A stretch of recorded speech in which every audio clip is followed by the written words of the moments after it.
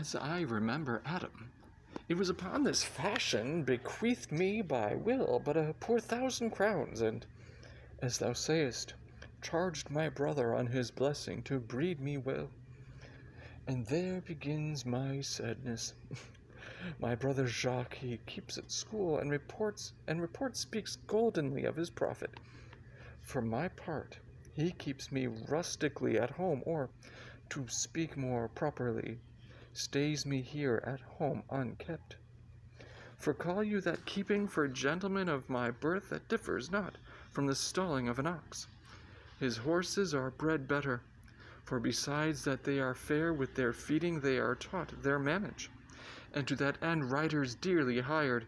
But I, his brother, gain nothing under him but growth, for the which his animals on his dunghills are as much bound to him as I.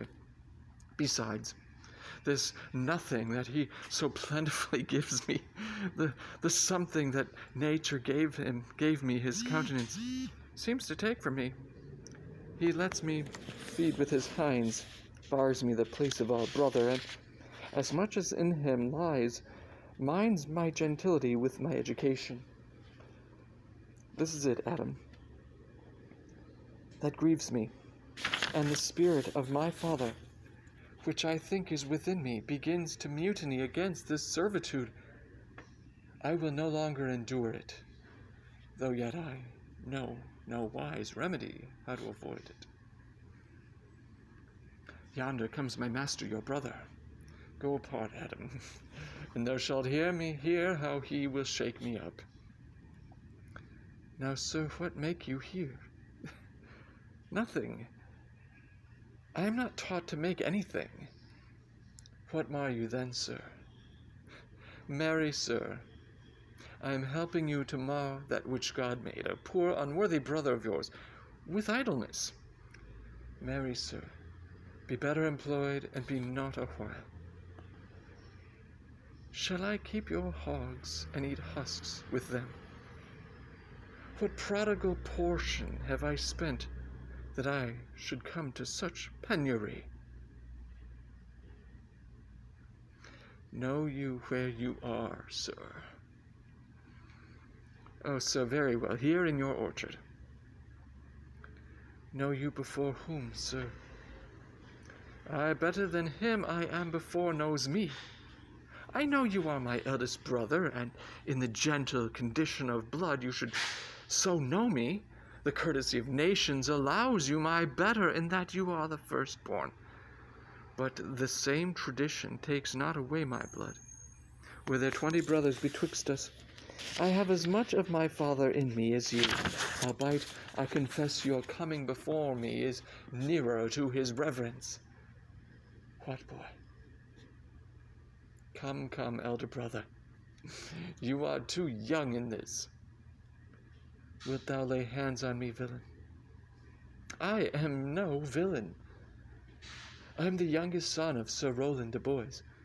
He was my father, and he is thrice a villain. That says such a father begot villains. Wert thou not my brother, I would not take this hand from thy throat till this other had pulled out thy tongue for saying so. Thou hast railed on thyself. Sweet masters, be patient, for your father's remembrance be at accord. Let me go, I say. I will not till I please. You shall hear me. My father charged you in his will to give me good education. You have trained me like a peasant, obscuring and hiding from me all gentlemanlike qualities. The spirit of my father grows strong in me, and I will no longer endure it.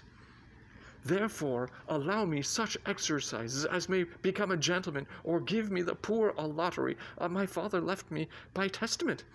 With that I will go buy my fortunes. And what will thou do? Beg when that is spent? Well, sir, get you in. I will not long be troubled with you. You shall have some part of your will.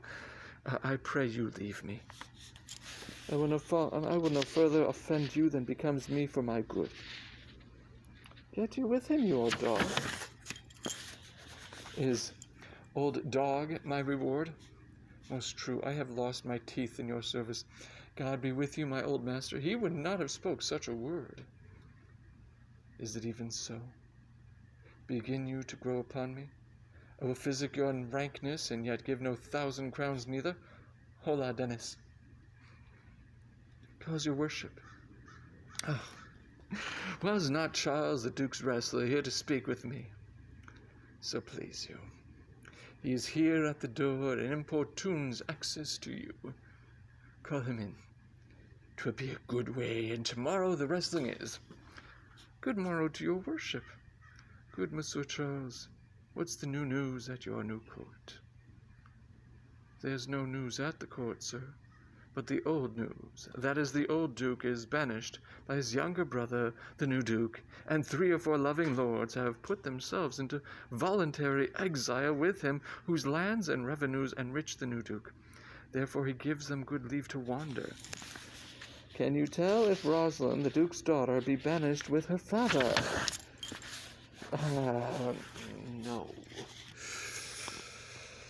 For the Duke's daughter, her cousin, so loves her, being ever from their cradles bred together, that she would have followed her exile or have died to stay behind her.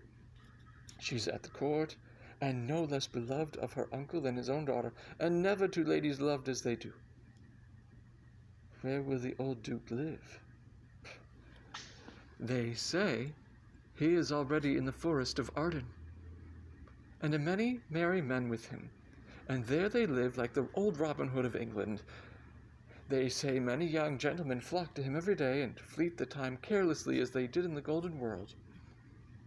What, you wrestle tomorrow before the new Duke? Marry do I, sir. And I came to acquaint you with the matter. I am given, sir, secretly to understand that your younger brother Orlando hath a disposition to come in disguised against me to try a fall. Tomorrow, sir, I wrestle for my credit, and he that escapes me without some broken limb shall acquit him well. Your brother is but young and tender, and for your love I would be loath to foil him, as I must for my own honor if he come in. Therefore, out of my love to you, I came hither to acquaint you withal, that either you might stay him from his intendment, or brook with such disgrace, well as he shall run into, in that it is a thing of his own search, and altogether against my will. Charles, I thank thee for thy love to me, which thou shalt find I will most kindly requite. I had myself notice of my brother's purpose herein, and have by underhand means laboured to dissuade him from it. But he is resolute. I'll tell thee, Charles, it is the stubbornest young fellow of France, full of ambition, an envious emulator of every man's good parts, a secret and villainous contriver against me, this natural brother. Therefore use thy discretion. I had as lief thou didst break his neck as his finger, and thou wert best look to it, for if thou dost him any slight disgrace, or if he do not mightily grace himself on thee, he will practice against thee by poison, and trap thee by some treacherous device, and never leave thee till he hath ta'en thy life by some indirect means or other. For I assure thee, and almost with tears I speak it, there is not one so young and so villainous this day living. I speak but brotherly of him. But should I anatomize him to thee as he is, I must blush and weep, and thou must look pale and wonder. I am heartily glad I came hither to you. If he come tomorrow, I'll give him his payment. If ever he go alone again, I'll never wrestle for prize more, and so God keep your worship. Farewell, good Charles. Now will I stir this gamester. I hope I shall see an end of him for my soul. Yet I know not why, hates nothing more than he. Yet he's gentle, never schooled, and yet learned, full of noble device, of all sorts, enchantingly beloved, and indeed so much in the heart of the world, and especially of my own people, who best know him, that I am altogether misprized. But it shall not be so long. This wrestler shall clear all. Nothing remains but that I kindle the boy thither, which now I'll go about.